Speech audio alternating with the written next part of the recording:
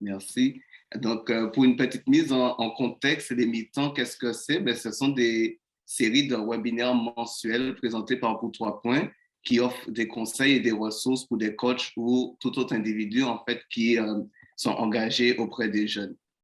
Donc, la mi-temps de ce mois-ci, elle va porter sur le thème de l'approche interculturelle dans le coaching et sur le racisme. Pour vous donner une idée de comment ça va se dérouler, notre webinaire, donc nous avons Raïda Hassan qui est aujourd'hui avec nous et qui va faire une présentation d'environ 50 minutes. Et il y aura quand même une période de questions, commentaires, réflexions de 30 minutes après ça. Et puis là, vous pourrez poser vos questions. Donc, si vous avez des questions qui vous viennent pendant la présentation de Raïda, ben, vous pouvez les noter peut-être dans le chat si vous avez peur de les oublier. Et puis après, on fera en sorte d'alterner entre les questions qui sont dans le chat et les questions à main levée de vive voix.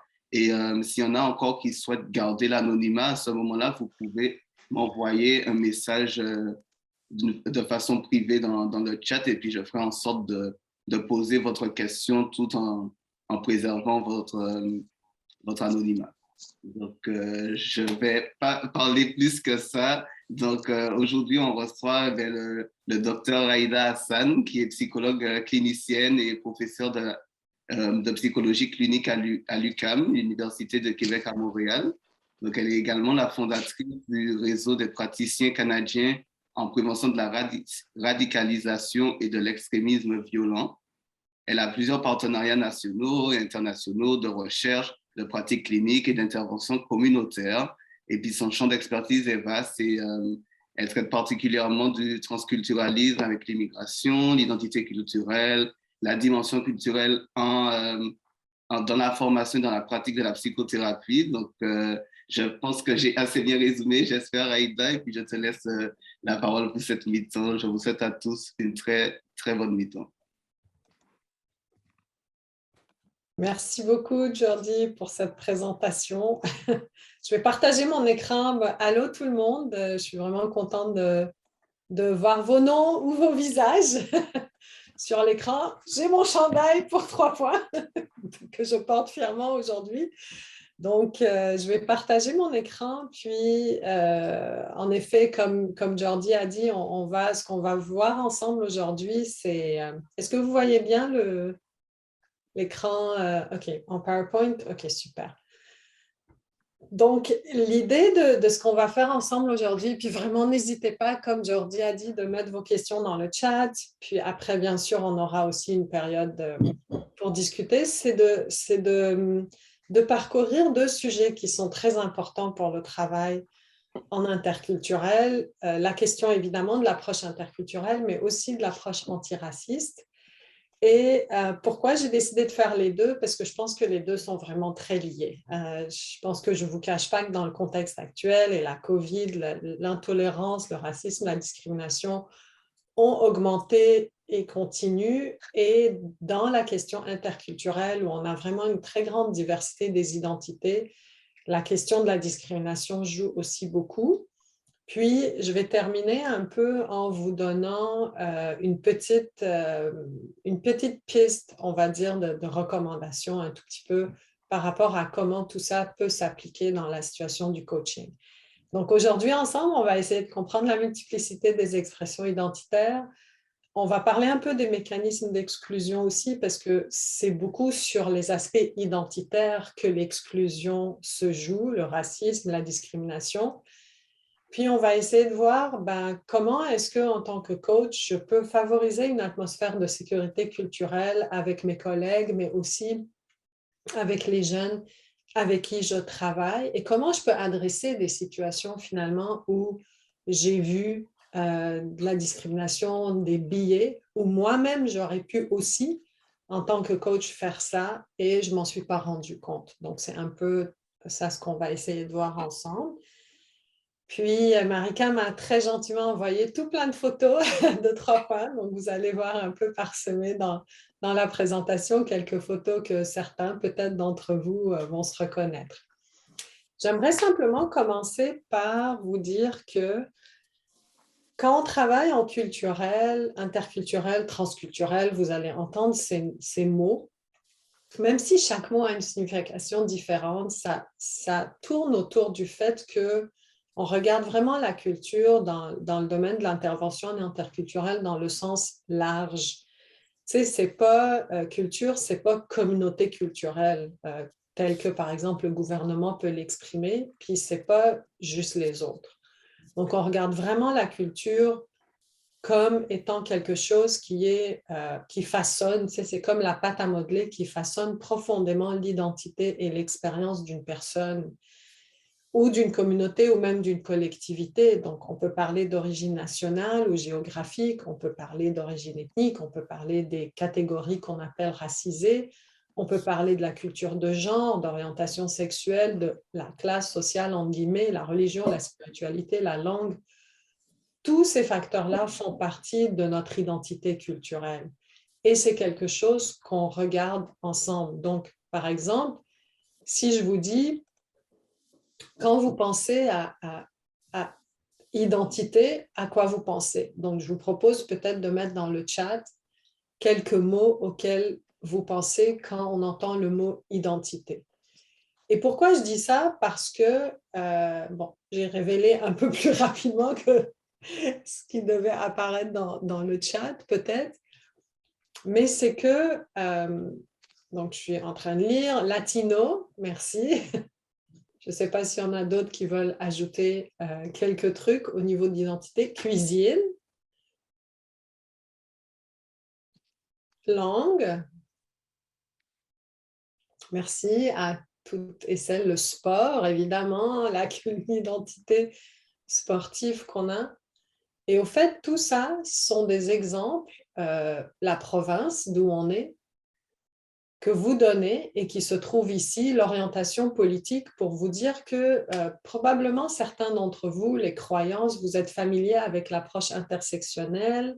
Je ne sais pas si vous l'êtes, je ne veux pas la présenter en complexité, mais tout ce que je veux vous dire, c'est que l'approche intersectionnelle, c'est cette approche qui dit que nous sommes un ensemble de caractéristiques qui ne peuvent pas être regardées, comment dire, comme des tiroirs qu'on ouvre et qu'on ferme, mais nous sommes le produit de l'interaction entre ces différentes caractéristiques. Autrement dit, le fait de vivre de la discrimination en tant qu'homme latino n'est pas comparable au fait de vivre de la discrimination, par exemple, en tant que femme et musulmane. Les deux adressent des caractéristiques identitaires. Le fait d'être masculin et le fait d'être latino se croisent ensemble.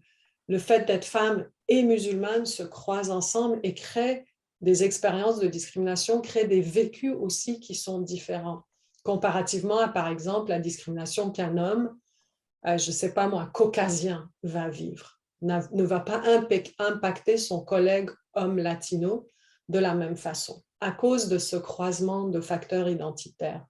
Donc, vos jeunes, vos collègues avec qui vous travaillez ont des facettes super multiples de leur identité, avec des mécanismes très complexes qui se manifestent dans notre comportement, nos émotions, nos expériences, nos sentiments d'appartenance, et qui sont influencés par tous ces facteurs-là. Et que si vous prenez, par exemple, vous pouvez vous amuser à penser à un jeune avec qui vous travaillez ou un collègue et essayer de fixer toutes ces caractéristiques. OK, physique, l'âge de la personne, son genre, son orientation sexuelle, sa langue, sa santé mentale, son ethnicité, sa nationalité, et vous allez voir que ça crée un parfum très unique qui fait en sorte que la manière dont elle vit ses expériences vont être dépendantes de comment tous ces facteurs-là interagissent ensemble, quelle sorte de privilèges est-ce que ça crée dans un groupe et quelle sorte de manque d'accès au fait à des privilèges sacrés. Regardez par exemple un groupe de jeunes que vous avez et prenez, vous enseignez, je ne sais pas, vous coachez un team de basket et vous prenez vos jeunes qui sont grands, un peu plus costauds, peut-être un peu plus rapides, et vos jeunes qui le sont moins. Je parle de caractéristiques physiques. Vous avez déjà des jeunes qui ont accès à un privilège physique qui peut affecter leur performance beaucoup plus que d'autres, qui doivent travailler peut-être un peu plus fort. Donc, l'idée, c'est vraiment de regarder cette diversité de groupes de jeunes ou de collègues que vous avez et de comprendre que les identités qu'on a génèrent certains privilèges qui facilitent beaucoup certaines choses pour nous et qui génèrent aussi des désavantages ou un manque de privilèges pour lequel on doit travailler plus fort. Et par moments, on n'est pas conscient de ces privilèges-là, puis on compare nos jeunes comme s'ils étaient tous au même niveau, comme s'ils avaient accès tous aux mêmes privilèges, et on développe des attentes qui sont parfois, ou des interprétations qui sont parfois complètement irréalistes pour certains, parce qu'elles ne tiennent pas compte de cet accès à ce privilège-là. Je ne sais pas si c'est clair, mais vous me direz si ça ne l'est pas, puis on pourra discuter ensemble. Ce qui fait que ce que vous avez finalement entre collègues ou avec jeunes, c'est un ensemble de dynamiques de pouvoir. Et c'est pour ça que je voulais m'attarder sur la question du racisme et de la discrimination en interculturel, parce que ça parle de la question des dynamiques de pouvoir. Quand on travaille en interculturel, on ne peut jamais ignorer la question du pouvoir entre groupes et entre rapports. C'est comme une réflexion qui est très intime dans le travail en transculturel, parce qu'on sait que dans une société, il y a des personnes qui, à cause de la nature des facteurs qui intersectent dans leur identité, ont plus de pouvoir que d'autres. Il y a des communautés qui dominent et souvent, ce qui est transmis au fait à nos jeunes, des aspects qui sont normalisés, sont en réalité tout simplement les composantes culturelles des groupes qui sont dominants. Mais ils sont normalisés parce que ce groupe-là possède le pouvoir et le message social qui est envoyé, c'est que c'est ça qui est naturel, c'est ça qui est normal, c'est ça qui est la norme finalement. Et les autres cultures ou les autres individus qui pensent différemment ou qui ont des caractéristiques physiques ou des orientations de genre différentes, mais sont constamment comparés à ce qui est établi comme norme. Donc, dans un groupe de coaching, on peut considérer que quand on coach des jeunes, c'est nous le coach qui établit les normes et on compare par la suite tout le monde dans notre groupe par rapport à quelque chose que nous, on prend comme étant naturel, normatif. Les résultats, c'est que ça donne des dynamiques de pouvoir qui sont très difficiles à percevoir, notamment ces privilèges-là dont je vous ai parlé. Ça peut créer donc des tensions qui sont importantes entre les groupes. Ça peut créer des gestes qui sont oppressifs sans qu'on s'en rende compte. Et ça perpétue des logiques de privilège. Donc, je vous ai mis juste ici 2 exemples. Celle-là, moi, personnellement, je l'aime beaucoup. C'est quoi la différence? Une collègue qui demande à l'autre, c'est quoi la différence entre être affirmée et agressive? Et elle lui répond ton genre. Donc, c'est l'idée vraiment de prendre conscience de ces catégories-là qu'on attribue. Et habituellement, je ne sais pas pour vous, mais on va souvent croiser cette attitude envers des femmes qui sont davantage affirmées, bossy, qualifiées de bossy, d'agressives, tandis que chez les hommes, cette forme d'affirmation va être beaucoup plus perçue comme étant un signe de force. Okay? Chez nos jeunes, en faisant le sport, ça peut être également la même chose. Pourquoi est-ce qu'une fille qui joue au soccer entendrait surtout des allusions que c'est tomboy, mais qu'un garçon qui joue au soccer, c'est quelque chose qui est un peu naturel. Je pense que dans notre génération actuelle de jeunes, c'est peut-être un peu moins le cas, mais c'est des stéréotypes qui continuent à être véhiculés. Si jamais à l'intérieur, OK, ce que je voulais vous présenter, c'est 2 outils en ce qui a trait à ces dynamiques de pouvoir qui créent ce qu'on appelle les biais interculturels. Les biais interculturels sont cette tendance qu'on a à interpréter et comprendre les gestes de la personne devant nous en fonction de ces valeurs normatives dominantes qu'on représente. Et donc, finalement, c'est comme si on projetait notre compréhension sur l'autre, mais notre compréhension sur l'autre, elle est souvent aveuglés par les biais qu'on a. Donc, il y a ces deux sites web-là que moi, j'aime beaucoup. Le premier s'appelle 50 Ways to Fight Bias. Et ça, c'est des cartes. C'est même un programme qui se fait en ligne. Ce n'est pas tant à faire avec vos jeunes, mais c'est entre vous en tant que coach, c'est-à-dire dans vos formations à vous, entre vous, qu'est-ce que vous pouvez faire pour découvrir les biais et les adresser. C'est 50 Ways to Fight Bias, c'est beaucoup des biais de genre, c'est gender bias, mais vous allez voir que ça peut s'élargir et s'appliquer dans d'autres contextes. Je ne sais pas également si vous connaissez l'organisme qui s'appelle Next Gen Men, Next Generation Men, et c'est un organisme que j'aime beaucoup également. C'est basé en Alberta par des hommes. Et l'idée de cet organisme, c'est vraiment de permettre aux jeunes hommes de se développer, mais de façon qui respecte et qui encourage la diversité d'expression de la masculinité pour éviter ce qu'on appelle, entre guillemets, c'est à la mode, là, la masculinité toxique, qui est à la fois problématique pour les femmes, mais surtout pour les hommes eux-mêmes. Et en faisant allusion au jeu Cards Against Humanity, ils ont fait un jeu qui s'appelle Cards for Masculinity. Et ça, c'est un jeu de cartes que vous pouvez utiliser avec vos jeunes. Et ça permet vraiment de créer toutes sortes de discussions. C'est comme chaque carte débunk un mythe et c'est pour animer des groupes de discussion, soit entre vous, coach, ou avec vos jeunes, au sujet vraiment de comment peut se décliner le fait d'être un garçon aujourd'hui. Donc, c'est vraiment à partir des 7-8 ans, Next Gen Men font des activités. Donc, si jamais ça vous intéresse, moi, je trouve que ce qu'ils font est vraiment très sympa. Puis, quand vous allez sur leur site web, c'est écrit Next Gen Men so that men feel less pain and cause less harm. Puis je pense que l'expression est vraiment très bonne à ce niveau-là, de reconnaître quand même que faire du mal, c'est souvent parce qu'il y a une souffrance qui est derrière ça. Donc, d'où l'idée on va reparler de l'interculturel à travers les mécanismes d'exclusion, mais je voulais simplement vous dire rapidement que les mécanismes d'exclusion, ce n'est pas juste du racisme, là, ça va des biais jusqu'à des formes qui sont plus intenses, comme le racisme et la discrimination. Mais les préjugés, la xénophobie, les stéréotypes, l'ethnocentrisme, tout ça, la personne qui les vit comme étant des formes d'exclusion. Mais on ne va pas tout regarder ça en détail, parce que je suis sûre aussi que vous avez vu d'autres comme présentations autour du racisme et de la discrimination plus spécifiquement.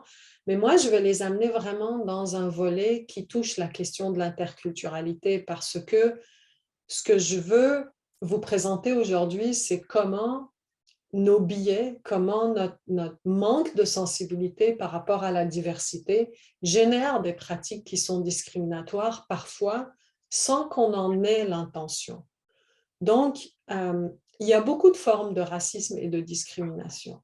Il y a l'individuel, l'interpersonnel, et ça, vos jeunes en ont peut-être vécu beaucoup et ils peuvent vous en parler. Il y a le racisme et la discrimination institutionnelle que vos jeunes possiblement vivent aussi dans les écoles, dans les différentes institutions qu'ils côtoient. Et il y a ce qu'on appelle des formes de discrimination qui sont culturelles. Et ça renvoie à l'idée que j'ai dit tout à l'heure des valeurs normatives qui sont en réalité pas normatives, c'est juste les valeurs du groupe dominant, mais qui sont diffusées comme étant des valeurs ultra-normatives finalement. Et vous avez le racisme systémique que notre gouvernement ne reconnaît toujours pas l'existence. Vous avez le racisme structurel. Au fait, ce qui se passe, c'est que quand il y a des valeurs dominantes qui sont présentes et qui créent tout un système économique et social, les structures même du fonctionnement de la société deviennent racistes et discriminatoires, ce qu'on voit beaucoup avec les peuples autochtones. Et il y a la discrimination et le racisme historique. Je pense que parmi les plus beaux exemples de discrimination et de biais interculturels qui est à la fois un mélange de l'historique, du structurel, de l'institutionnel, du culturel, du systémique, de l'individuel et de l'intériorisé, c'est cette phrase-là.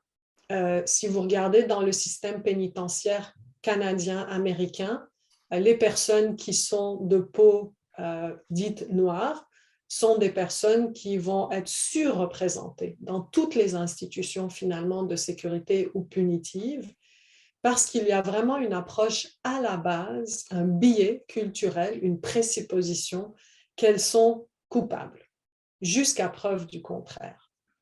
Et même dans le sport, on peut voir également cette attitude se manifester où le doute va en premier se poser envers la personne qui appartient à un groupe culturel qu'on dévalorise. D'ailleurs, là-dessus, j'aimerais vous dire que les recherches démontrent quelque chose de super intéressant qu'on voit beaucoup dans la clinique. Puis je ne sais pas si, quand je vais parler de ça, ça va sonner une cloche pour vous. On a remarqué que lorsqu'une personne fait partie d'un groupe culturel qui est valorisé, on a tendance à juger, donc par exemple, ici, moi ou certains d'entre vous, tout le monde ici ensemble, nous avons des groupes culturels que nous valorisons, tu sais, des gens que nous admirons, ou on sent que c'est cette culture-là ou ce groupe ethnique, on a des atomes crochus avec. Puis on a tous des groupes culturels ou des groupes ethniques ou des groupes racisés qu'on va dévaloriser. Okay?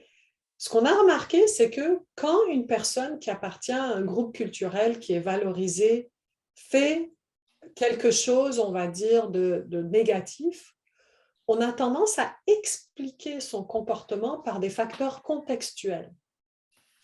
Ah, il y a eu, je ne sais pas, il y a eu une bagarre. Deux amis se sont disputés sur je ne sais pas, une épreuve de sport.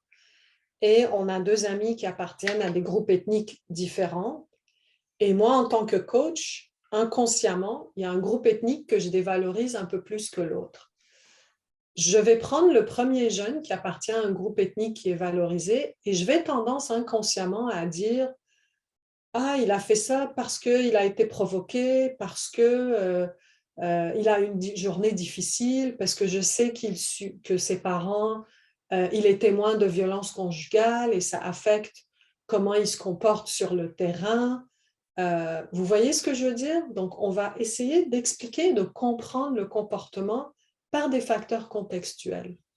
Tandis que la personne qui appartient à un groupe dévalorisé, on va expliquer le comportement par des facteurs intrinsèques. Ah, c'est un jeune qui est difficile, il est un peu délinquant, il prend de la drogue, il est têtu, ça fait plusieurs fois que je lui explique. Je sais qu'il a un petit côté provocateur. Et donc, on a tendance à pathologiser et à agir de manière beaucoup plus punitive envers ces personnes-là, mais aussi de croire qu'elles ne peuvent pas changer parce que ça ne dépend pas du contexte. Elles sont comme ça à l'intérieur de leurs propres caractéristiques. Et vous comprenez que c'est un biais qui est vraiment hyper problématique quand on travaille avec nos collègues ou avec des jeunes, parce qu'on attribue l'erreur ici à des facteurs internes et ici on les attribue à des facteurs contextuels, ce qui laisse transmettre l'idée que cette personne est fondamentalement bonne et c'est son environnement qui lui cause d'agir comme ça, donc on peut l'excuser, tandis que cette personne est fondamentalement moins bonne, elle agit intérieurement, donc quoi qu'on change dans l'environnement, ça ne va pas changer son comportement. Or, on sait que la majeure partie de nos comportements sont causés par des facteurs environnementaux, incluant des facteurs internes. Donc ça, c'est un biais très important en interculturel sur lequel on travaille. Je trouve que c'est un excellent exemple de l'impact du racisme historique. C'était une exposition au Musée des Beaux-Arts et la personne, donc, il y avait une très belle phrase qui accompagnait, qui disait, à travers ses photos, l'artiste, Zanel, je me réapproprie ma condition de noir, qui selon moi est continuellement interprétée par l'autre qui est privilégié. Et ça, c'est aussi vrai. Souvent, on va nous poser un regard sur le jeune ou les jeunes racisés dans notre groupe. On va penser qu'ils n'ont pas de privilèges ou qu'ils en ont d'autres. Et très rarement, on va oublier cette idée-là. La réalité est que je ne joue pas à être noir. C'est la couleur de ma peau et ma condition noire fait partie intégrante de mon être et malheureusement est constamment rejouée sur la scène interculturelle. Je me souviens d'un jeune Congolais qui m'a dit, qui était immigrant, qui a dit « Moi, je n'étais pas noir. » C'est dans le sens où chez moi, ce n'était pas un enjeu. J'arrive ici et je me rends compte que je le suis parce que c'est constamment, c'est maintenant ma condition de vie dans cette nouvelle société d'accueil. Et je pense que c'est très important d'en prendre compte quand on travaille avec nos jeunes autour de nous. Je vous donne un simple exemple de cette question de biais, de caractéristiques intrinsèques, mais de rapport de pouvoir dans l'interculturalité. Les microagressions et le racisme dans le sport est un réel fléau. Je pense que vous le savez, il y a énormément d'études, il y a énormément de scandales médiatiques qui sortent à ce sujet. Je ne veux pas entrer dans la controverse par rapport à Piquet Souban il y a quelques années au niveau de sa pénalité pour arrogance. Mais ce que je vais vous dire, c'est que dans le domaine du sport, vous l'avez tous et peut-être que vous le savez, vous avez été témoin, il y a du racisme direct, il y a directement des paroles racistes et discriminatoires, donc des insultes racistes, mais il y a beaucoup de microagressions qui sont basées sur ces biais-là qu'on a.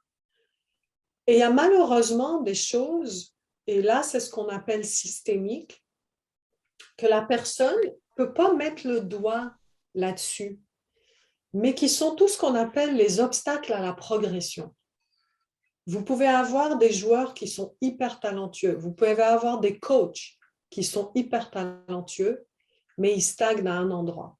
Ils n'ont pas de promotion, ils n'ont pas de plus grandes responsabilités, pas de plus grandes équipes, et ça, c'est souvent dû à des formes de racisme très subtiles, on va dire, et discriminatoires.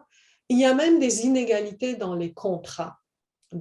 S'il n'y a pas des inégalités dans les contrats au niveau du salaire, il y a des inégalités dans les conditions, dans les privilèges qui sont associés au contrat. Si vous regardez l'étude de Hall et Livingston qui est encore actuelle aujourd'hui, ce qu'on découvre par exemple, c'est que, et je reviens sur cette idée d'intersectionnalité, et là, je pense que cet exemple, l'exemple de Piquet Souban, est un super bon exemple de la question intersectionnelle. Au football américain, si un footballeur noir fait une célébration exubérante de son toucher, il peut être puni pour conduite antisportive. S'il est blanc, il est habituellement récompensé. Donc, il s'agit pourtant du même geste fait par deux genres masculins. On a le même genre, mais la couleur de peau vient jouer complètement sur le reste. Et ça, c'est l'intersectionnalité. C'est le fait que je suis un homme noir, ne veut pas dire la même chose et je ne subis pas les mêmes conditions, pourtant qu'un homme qui a le même genre que moi, qui est blanc. Si on isole les catégories, puis si on regarde que homme-homme, on ne voit pas cette différence-là. Vous me suivez? C'est ça l'intersectionnalité. C'est qu'il faut regarder comment ces facteurs interagissent pour créer des conditions d'oppression. Et c'est encore le cas aujourd'hui. Peut-être qu'il y a moins de punitions, mais c'est sûr que le geste va être réprimandé et il va être, découragé.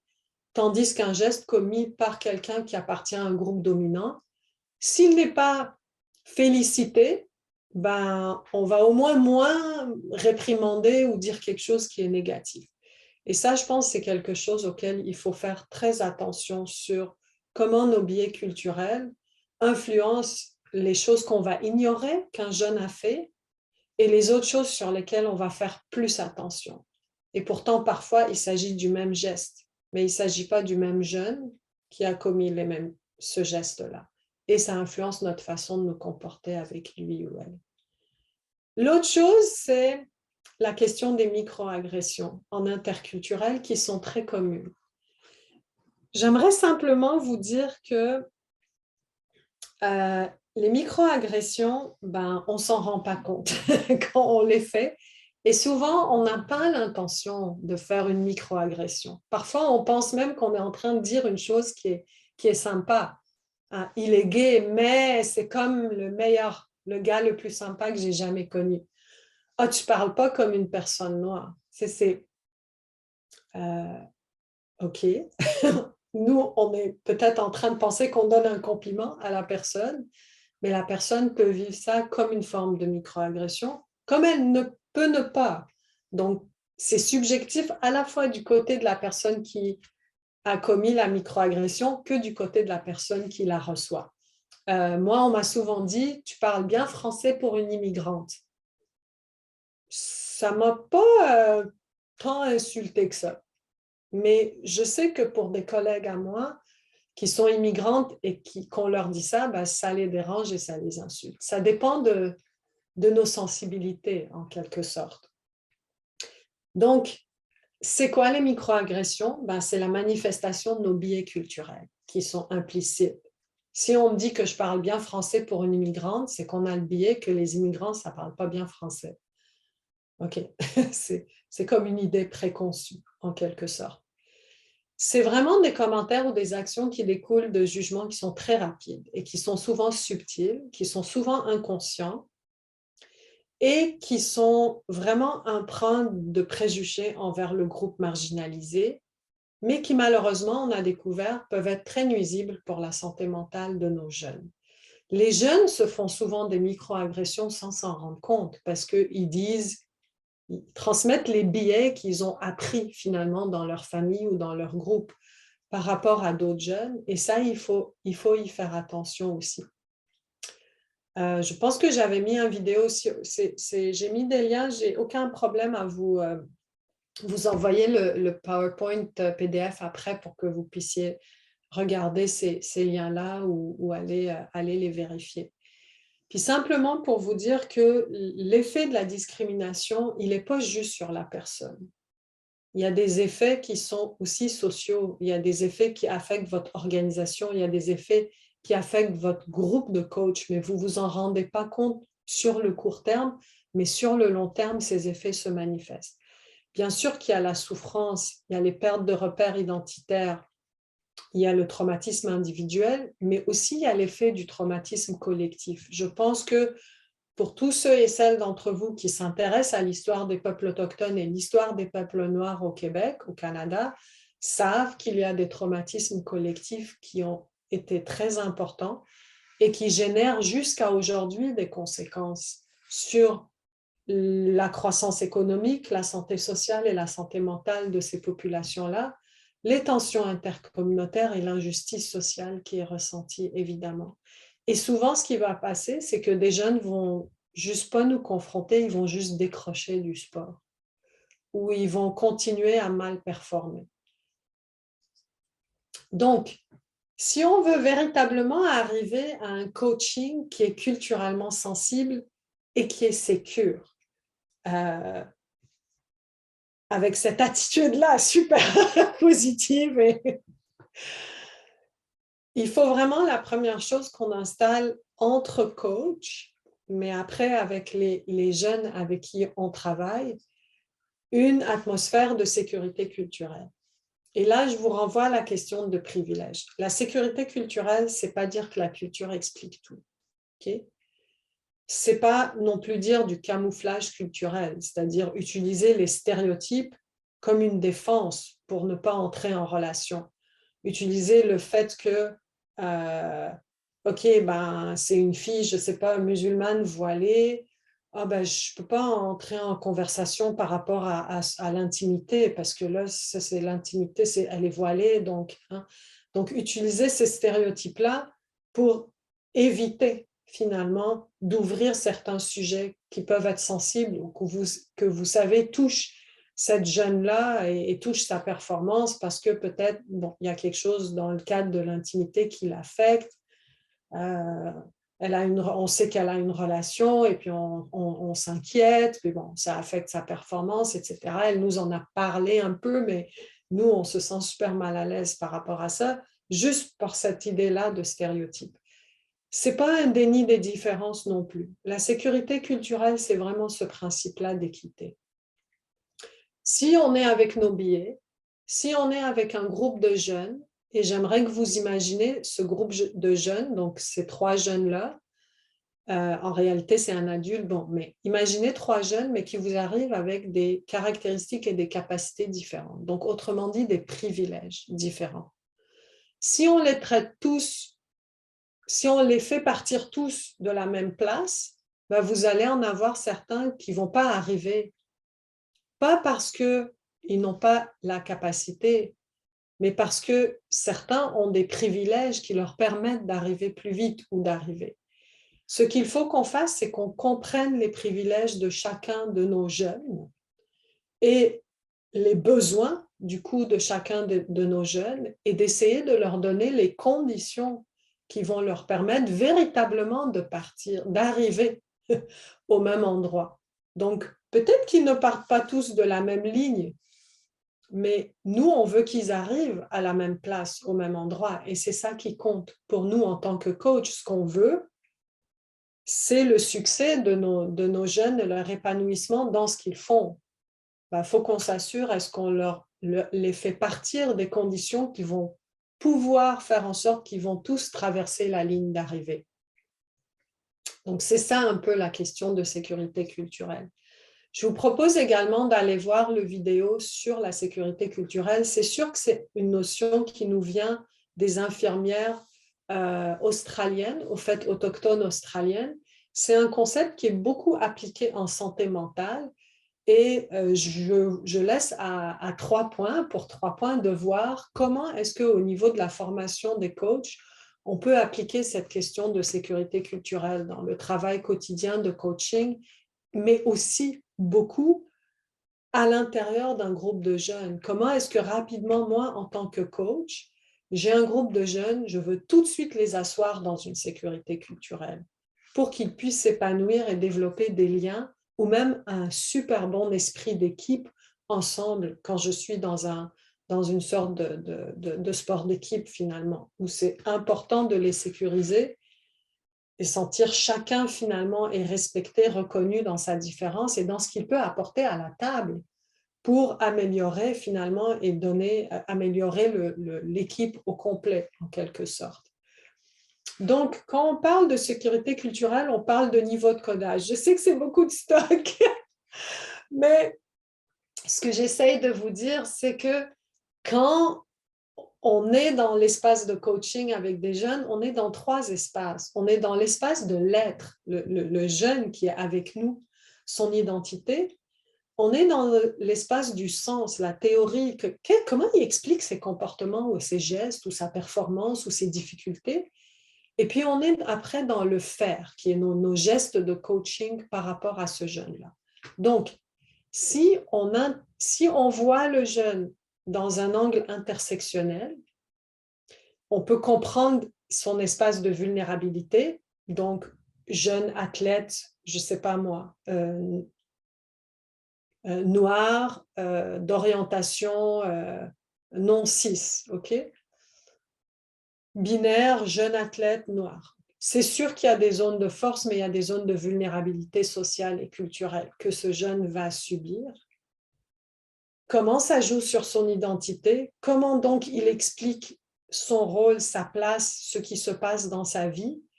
Et comment moi, en tant que coach, je peux m'assurer que ces facteurs-là de vulnérabilité, ce ne soit pas ces facteurs-là qui empêchent son plein épanouissement en tant que jeune dans mon équipe. Parce qu'il entend toutes sortes de commentaires, parce que, bon, pour X, Y raison, et de faire finalement attention à nos comportements et nos biais par rapport aux groupes valorisés ou dévalorisés. Donc, c'est comme 3 roues qui s'articulent ensemble. Je ne suis pas en train de vous dire d'utiliser ces modèles-là pour tous les jeunes tout le temps, mais quand il y a des problèmes, quand il y a quelque chose qui fait mal, ben, c'est peut-être utile à ce moment-là de dire, OK, je sors de mon tiroir ce modèle-là et j'essaye de réfléchir la situation de mon jeune. Peut-être que je le fais avec mon jeune. Comme ça, lui ou elle va prendre conscience de quelque chose qui se passait beaucoup dans son ventre, là, inconsciemment. Il ne s'en rendait pas compte. Et maintenant, wow, il comprend beaucoup mieux finalement qu'est-ce qu'il vit comme dynamique et comment ça influence son attitude ou son comportement dans le groupe. Donc, juste pour terminer, je vais traverser avec vous rapidement quelques pratiques prometteuses au niveau du coaching en interculturel ou de l'intégration de l'interculturel dans le coaching. Je vous propose, si ce n'est pas déjà fait, de développer une charte interne de justice sociale dans le coaching. Vous pouvez également, si vous voulez, avec chaque équipe que vous coachez, développer une charte interne ou leur faire signer la charte interne. Moi, Loïc, je m'engage à, tu sais, dans mon équipe. Cette charte interne, vous pouvez prendre plusieurs, je vous ai mis en lien ici de position statement contre le racisme par l'Association des psychiatres canadiens, mais vous pouvez voir comment vous vous engagez dans votre pratique finalement pour la justice sociale. Cette charte finalement, c'est comme votre culture interne, vos valeurs. Tu sais, il y a certains d'entre vous, pour identité, on dit valeurs, croyances. Ben, c'est les valeurs que vous représentez et auxquelles les jeunes vont adhérer en quelque sorte et travailler avec vous. De créer vraiment une orientation positive et une valorisation de l'appartenance de chaque jeune. Et je sais que vous le faites, mais de faire attention à nos biais. Et d'appliquer une approche écosystémique de la résilience avec vos jeunes qui ont plus de difficultés. Ça veut dire quoi? Ça veut dire aller à la compréhension de leur système culturel de valeurs et de croyances et sachez que c'est des facteurs de protection pour les jeunes. Comment vous pouvez les utiliser? Comprendre que pour certains jeunes qui font partie des groupes collectivistes, les liens entre les personnes et la nature sont beaucoup plus importants en quelque sorte que le bien-être individuel. Et donc prendre en compte que pour ce jeune-là, son groupe, son rapport avec la terre, son rapport avec la nature, son rapport avec les autres, le bien-être des autres ou son rapport avec sa famille sont très importants et vont venir influencer sa performance, son bien-être. Et on ne peut pas juste lui dire « concentre-toi juste sur toi, c'est toi qui compte », mais non, ça ne marche pas comme ça. Ce n'est pas juste lui qui compte dans sa dynamique. Promouvoir les facteurs de résilience. Ça, c'est les facteurs communs dans des études à travers plus de 12 pays. Le fait d'avoir des relations interpersonnelles positives, le fait d'avoir une identité qui est solide, un sentiment d'efficacité personnelle, le fait de voir que les gens font attention à la justice sociale, le fait que j'ai accès à des ressources minimales, un sens de cohésion dans mon groupe et une adhésion culturelle, que la charte va beaucoup vous aider à avoir ce sentiment-là de cohésion culturelle. Ne soyez jamais indifférent face à un geste de discrimination ou de microagression. Pour l'athlète que vous voyez qui est visé par ce geste, c'est important de les encourager à reconnaître l'agression parce que ce qui se passe à un moment donné, c'est qu'on a un doute. Tu sais, est-ce que quand, par exemple, des gens me disent « t'as pas l'air musulmane », bah, je ne sais pas si c'est vraiment un compliment ou une agression qu'ils me font. Moi, je vis ça mal quand les gens me disent « t'as pas l'air musulmane ». Pourquoi? Parce que je suis obligée d'être voilée pour que je sois ou je vive mon identité musulmane. Qu'est-ce qu'on essaye de me transmettre comme message quand les gens me disent ça? Ou encore, des gens parfois vont me dire « mais tu n'es pas une vraie musulmane ». OK, mais c'est quoi une vraie musulmane? Pourquoi est-ce que je dois entrer dans une case? Donc, parfois, le jeune qui vit une agression peut douter, peut se dire « ah, c'est… » Puis là, à un moment donné, je vais me dire « ah, Raïda, t'es parano, tu sais, la personne n'a pas voulu dire ça ». Donc, souvent, quand il y a une microagression, vous allez voir que le jeune ou la jeune tombe dans l'autoblâme et justifie un peu le comportement de l'autre. Il faut vraiment soutenir le jeune à reconnaître que Comment tu t'es senti à travers ça? Okay? Quel impact est-ce que ça a eu sur lui, sur sa performance, sur sa perception? Okay? Il faut vraiment le soutenir et la soutenir pour pas qu'elle tombe dans l'autoblâme. OK, j'avais juste pas à m'habiller comme ça, j'avais juste pas à parler avec un tel accent. Non, c'est juste que l'autre a fait une gaffe, tu sais, c'est pas toi qui aurais pas dû. Surtout quand on appartient à des groupes ethniques dévalorisés, on a toute la pression de comment le groupe est perçu par nos comportements. Tu sais, on ne nous regarde pas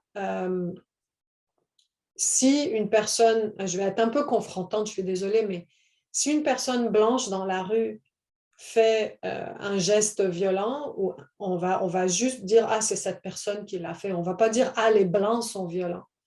Mais si une personne noire ou autre fait un tel geste, on va comme généraliser sur son groupe. Donc, c'est pour ça que quand on vit une microagression et qu'on appartient à une minorité ethnique, on va tout le temps revenir sur « Ah mon Dieu, j'aurais pas dû me comporter comme ça parce que là, ça va se refléter sur mon groupe au complet. » Il faut très rapidement identifier les sources de soutien avec la personne et en tant que coach, je vous dis, soyez vous cette source de soutien pour votre collègue ou pour vos jeunes. Et dites surtout aux jeunes de ne pas se concentrer sur l'autre personne qui a agressé, mais pour l'instant, juste qu'ils se concentrent sur elle-même et qu'il n'a pas besoin d'être mentalement tough. Il a juste à comprendre, OK, est-ce qu'il en a marre qu'on lui dise des choses comme ça? Et OK, comment est-ce qu'on peut travailler pour faire un changement? Pour la personne qui a agressé, aidez-la à reconnaître les sentiments et les perceptions de la personne visée. Ça veut dire quoi? Ça veut dire valider et normaliser les émotions de la personne visée. Et c'est quand on valide et on normalise une émotion que ça réduit le doute sur la situation vécue. Et donc, vraiment, il faut faire super attention à ça. Apprenez à la personne d'éviter de justifier ou d'intellectualiser ce qu'elle a fait. Par exemple, quand vous avez une situation où deux jeunes, un va micro-agresser un autre, souvent ce que vous avez, c'est une justification. « Ah, mais j'ai pas voulu dire ça. Ah, mais tu sais, ah, mais c'est parce que j'ai entendu ça à la radio puis j'ai généralisé. » Vous voyez ce que je veux dire? Donc, il faut à tout prix éviter d'avoir cette justification. « Mais non, j'ai pas voulu te faire de la... » « Ben non, voyons, c'est pas ça ce que j'ai dit exactement. » Ça, c'est à ne pas faire d'ailleurs. D'ailleurs, dans votre couple et dans vos relations amicales, c'est à ne pas faire. Il faut juste accepter et dire « Ok, je suis désolée. Ça t'a fait mal, ça a voulu dire ça pour toi et vous allez voir que tout de suite faire ça réduit énormément le degré de tension dans l'interaction. » Donc vraiment, apprenez à reconnaître le geste, que la personne reconnaisse, valide, qu'elle écoute. Et à ce moment-là, ce qui est important, vous êtes le coach, ça s'est produit en deux jeunes, c'est vous, c'est la personne tierce qui doit aider à trouver la solution. Parce que vous ne savez pas, ce qu'on veut éviter, c'est la vengeance de part et d'autre. Donc, ça prend toujours une personne tierce, pas toujours, mais souvent au début, une personne tierce, pour résoudre une situation où il y a eu comme une sorte de microagression, que cette personne va pouvoir un peu trouver la réparation idéale qui fait quand même justice, en quelque sorte, pour les deux parties. Donc, je voulais vraiment juste partager, moi, je dis très rapidement, mais je suis sûre que j'ai pris beaucoup de temps sans m'en rendre compte.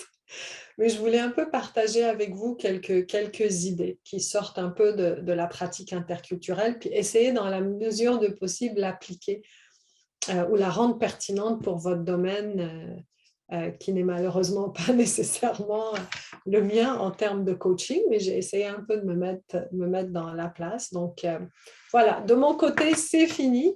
J'aimerais beaucoup vous remercier de votre écoute, puis je repasse la POC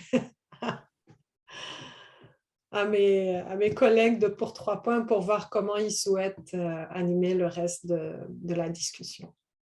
Je ne sais pas si j'arrête de partager ou... C'est comme tu veux. Je pense que pour le moment, c'est bon. Et puis, moi, je te remercie pour ta présentation. Tu n'as pas t'as tenu pile dans le moment, donc non, tu n'as pas trop parlé. Et puis, je pense qu'on aurait pu continuer à t'écouter parler parce que c'était vraiment intéressant. Et puis, moi-même, j'ai plein de questions, mais je vois que dans le chat, il n'y a pas eu forcément de questions posées. Mais là, s'il y a des personnes qui souhaitent poser leurs questions, vous pouvez juste utiliser l'outil dans la barre en bas du Zoom, de lever la main, et puis on vous passera la parole. Mais en tout cas, merci beaucoup, Raïda, pour ta présentation. C'était vraiment super. Et je laisse la parole à qui veut poser sa question ou même un commentaire ou une remarque pour Raïda.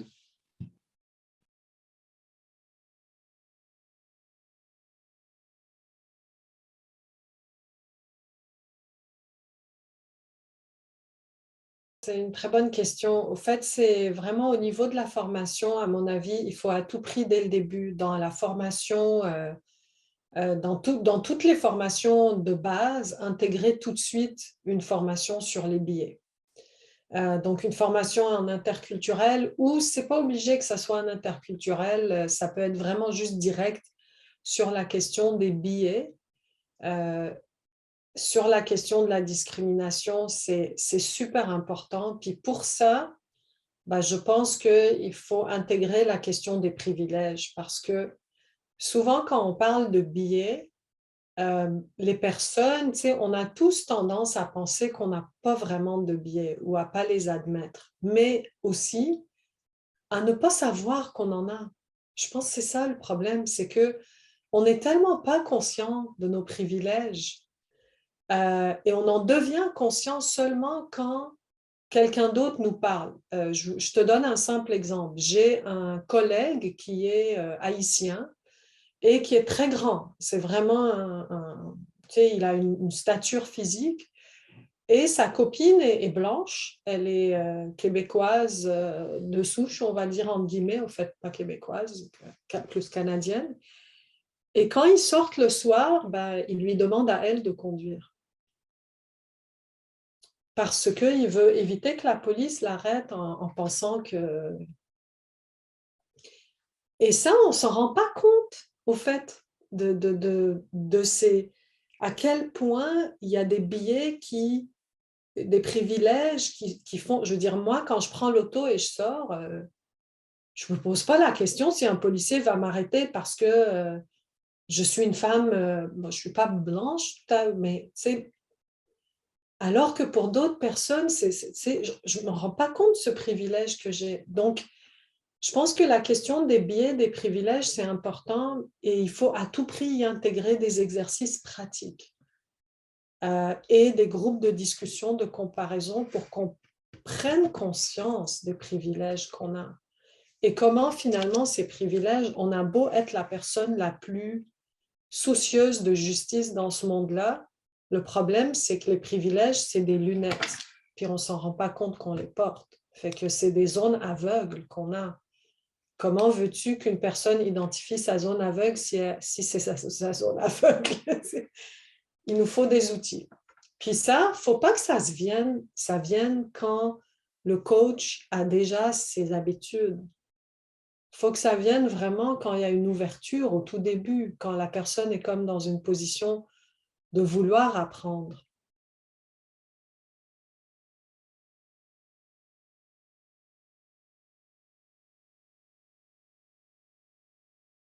Oui, c'est une super bonne question. OK, alors il faut vraiment trouver les mots, en effet, qui sont adaptés à l'âge aussi des jeunes avec qui vous travaillez, puisque je sais que vous faites depuis très jeune jusqu'à plus presque des jeunes adultes, mais en général, on peut expliquer les privilèges de la façon suivante. C'est des choses, c'est des avantages, des choses auxquelles tu as accès, pas parce que tu as de l'argent ou pas parce que tu as travaillé fort pour l'avoir ou pas, mais juste parce que tu es né comme ça.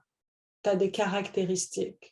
Tu sais, tu es une fille, tu es un garçon, tu as la peau blanche, tu as la peau noire, tu es chrétienne, tu es musulman. Tu sais, leur expliquer au fait que les privilèges, c'est des choses auxquelles on a accès juste par hasard, juste parce qu'on est né dans telle famille, puis juste parce qu'on est né dans tel quartier, puis juste parce qu'on a tel ou tel...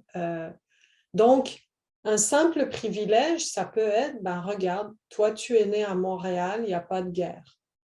Ben, il y a une autre personne qui est née dans un autre pays, puis il y a une guerre. C'est pas elle qui a décidé ça, c'est pas elle qui a commencé la guerre, c'est juste par hasard. Puis tu sais, ton genre, ton sexe, comment t'es né, ben, tu ne l'as pas choisi. Puis ta couleur de peau, tu ne l'as pas choisi. Puis tu ne peux pas changer ça. Mais à cause de la société dans laquelle on vit, si tu es de telle couleur ou si tu es de tel genre, ben, il y a des choses qui sont plus faciles pour les avoir, pour les obtenir. Puis il y a des choses où il faut que tu travailles plus fort. Puis d'autres choses où la personne à côté de toi, juste parce que c'est une fille, ben, elle va moins... Mais il faut faire attention comment expliquer ça pour pas que ça crée... mais j'aime pas les filles à cause de ce... Mais vraiment plus dans ce type d'envoyer le message au fait que c'est des choses, des actions auxquelles on a accès plus facilement pour des raisons complètement hors de notre contrôle.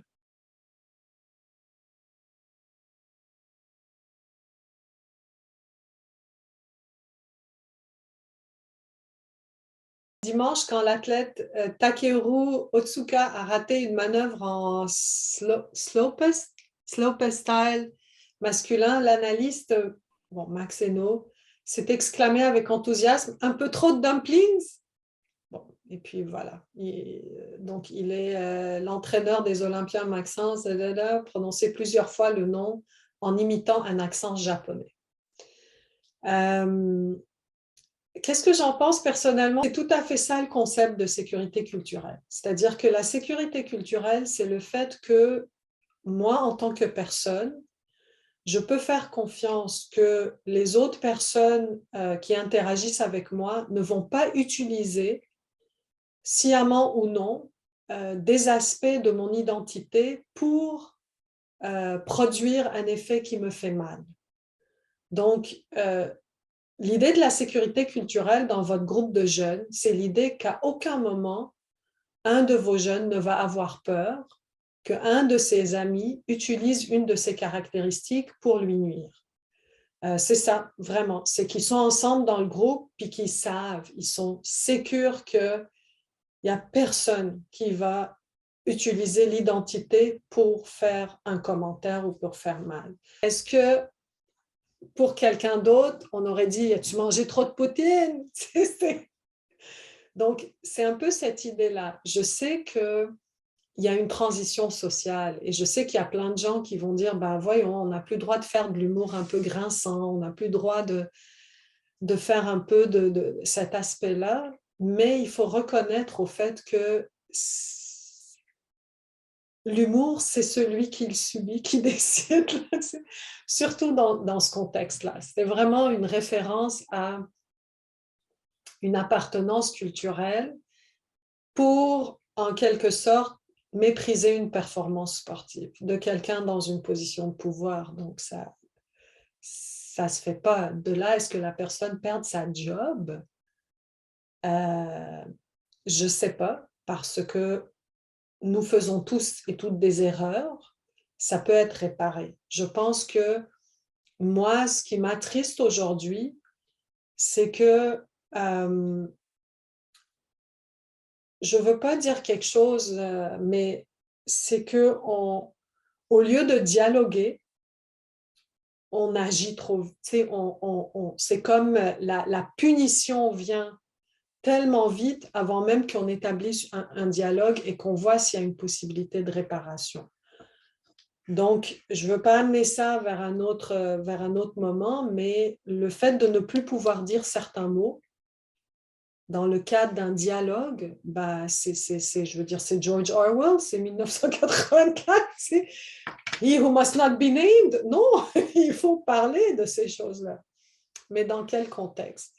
Je pense que les gens oublient que s'il y a des bad apples, comme tu dis, s'il y a des individus qui sont racistes dans une institution, c'est que l'institution possède les conditions du racisme. Et donc, sinon, les individus ne l'auraient pas été. Il n'y aurait pas eu une possibilité d'existence de cette alternative-là, de ce discours-là. Et je pense que c'est ça que quand on parle de racisme dans une institution, c'est ça ce qu'ils ne comprennent pas, c'est qu'il y a des privilèges, il y a des billets, il y a des conditions qui font en sorte que ces individus-là peuvent émerger. Bien sûr, ce n'est pas 100%, pas tout le monde. Moi, j'ai une question encore sur les micro-agressions, puis ça me vient avec les partages. Et puis tu l'as dit aussi dans ta présentation, peut-être que moi, je ne l'ai pas vécu comme une micro-agression, mais certaines de tes amies, des fois, quand on leur dit que vous parlez bien pour des immigrants, ça les vexe. Je me demandais s'il n'y avait pas une responsabilité aussi individuelle, même si on ne se sent pas affecté par une micro-agression. Ça m'est arrivé aussi des fois, quand on imitait mon accent, ça me faisait rire et puis je disais, c'est pas grave, mais est-ce qu'il n'y avait pas aussi une responsabilité de ma part de dire à cette personne-là, mais attention, c'est quand même, ça peut être vécu de façon douloureuse par d'autres personnes. C'est vraiment une super question, Jordi. Je pense qu'on peut, mais on ne doit pas demander aux gens d'avoir la responsabilité d'éduquer les autres. Donc, la personne peut éduquer les autres si elle en a envie, mais je pense qu'on ne devrait pas mettre une attente par rapport à ça parce qu'il y a un côté qui est fatigant là-dedans. Si je pars d'une expérience personnelle, avec le 11 septembre, avec Daesh et tout ça, j'éduquais, je restais calme, non pas tous les musulmans sont extrémistes, non, mais à un moment donné, on se tanne. On est comme fatigué, puis ça devient douloureux de tout le temps avoir à expliquer. Donc, je dirais soutenir la personne. Donc, toi, par exemple, Jordi, si tu as envie, puis tu sens que tu as la motivation d'éduquer quand les gens disent ça, fais-le. Parce que là, ça devient vraiment valorisant. Mais ne t'attends pas nécessairement que ton ami va le faire. Parce que ça peut être un peu épuisant pour la personne de le faire. Ce qui est très, par exemple, au lieu d'éduquer, on peut tout simplement dire là, c'est pas drôle. Ou pourquoi tu penses que les immigrants ne savent pas parler français ou ça veut dire que tu penses que les immigrants ne savent pas parler français. Et ce que j'ai remarqué et ce que j'aimerais ajouter, j'ai oublié d'ajouter, c'est là où c'est grave, c'est quand la personne tierce n'intervient pas.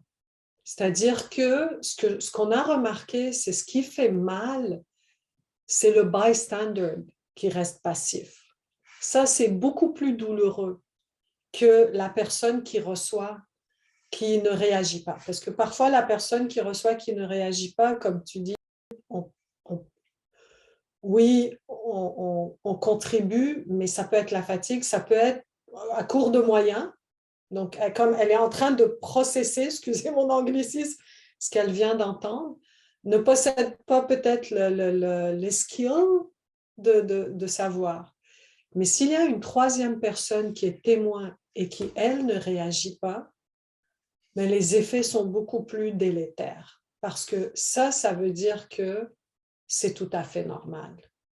Donc, si vous êtes témoin de quelque chose, il faut à tout prix. Et réagir, ça ne veut pas dire parler à la personne qui a agressé, surtout si on n'a pas envie de se faire agresser en retour, mais c'est surtout faire comprendre à la personne qui a vécu l'agression ou la micro-agression qu'on n'est pas d'accord avec ce qui s'est passé puis que ce n'est pas correct. Donc, venir en aide à la personne qui a subi a vraiment des effets hyper réparateurs parce qu'il n'y a pas à ce moment-là d'approbation sociale de l'injustice ou de la microagression qui est vécue. Et comme je dis, tu sais, on n'a pas besoin d'être des activistes tout le temps dans notre journée, mais si on est au IGA et on entend un commentaire raciste, ben, juste regarder la personne qui a subi ce commentaire et parfois on a besoin de rien dire, juste une expression des yeux qui dit c'est pas correct là. Ça peut vraiment changer beaucoup de choses.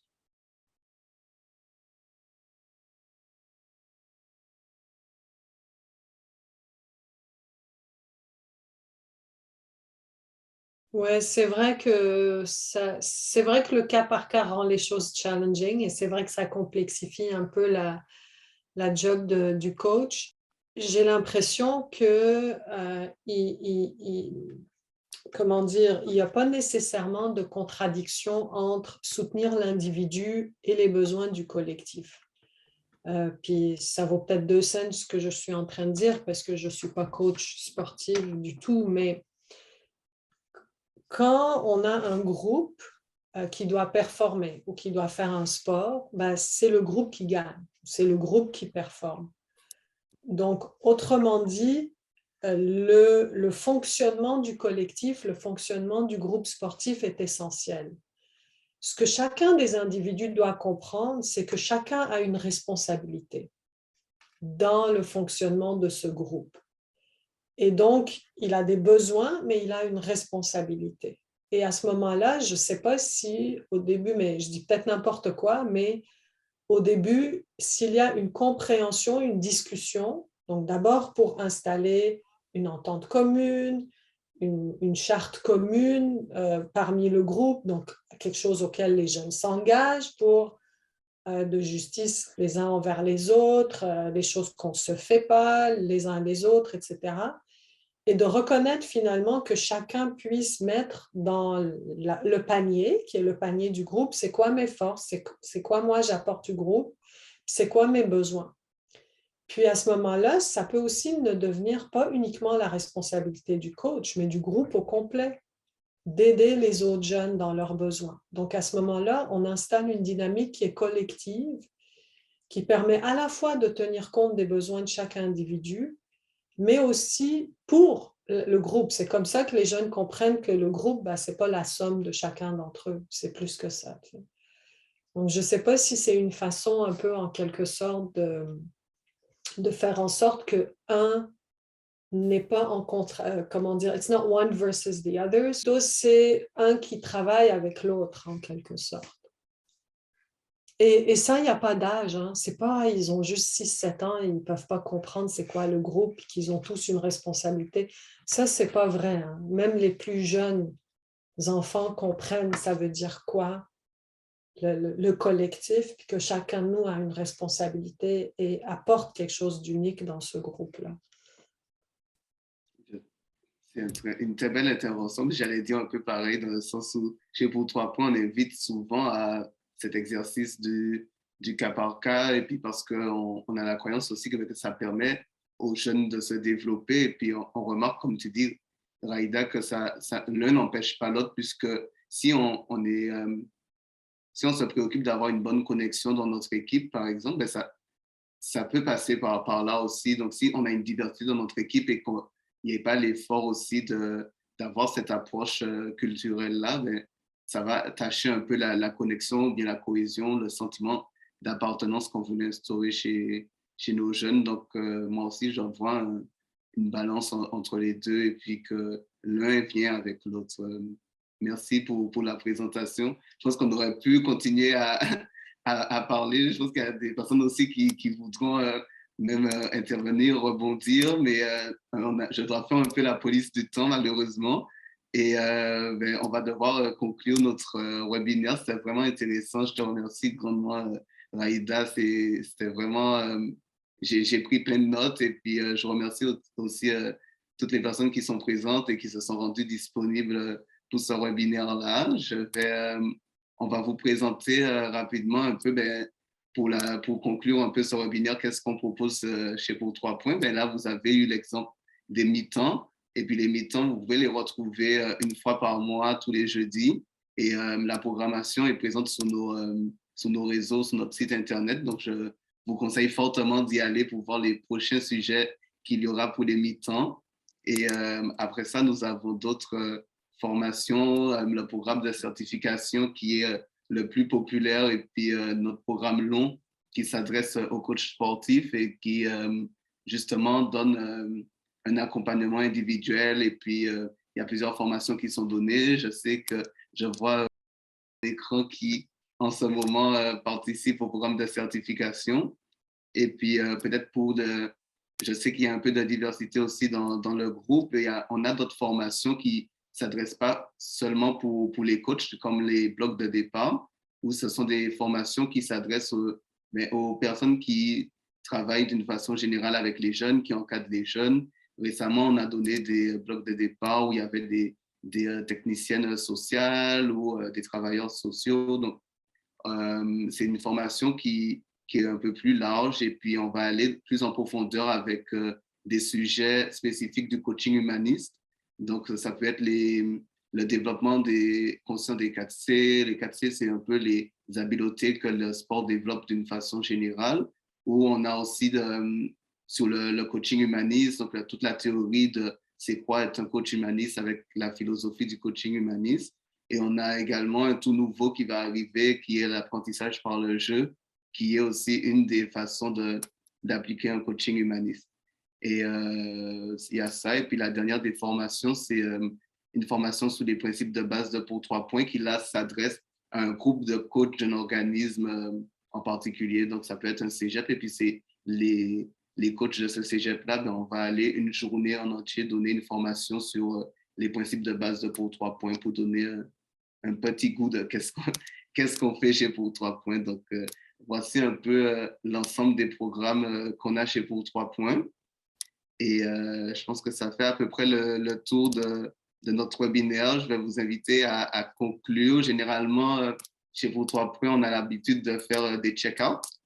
Donc, c'est pour dire comment on ressort de cette présentation-là, avec quoi vous repartez, qu'est-ce que ça vous a laissé. Puis, donc, je vais vous inviter à le faire en un mot. Et je sais que c'est assez difficile de tout condenser en un mot. Et puis, on ira en mode popcorn. Donc, pas besoin d'ordre préalable.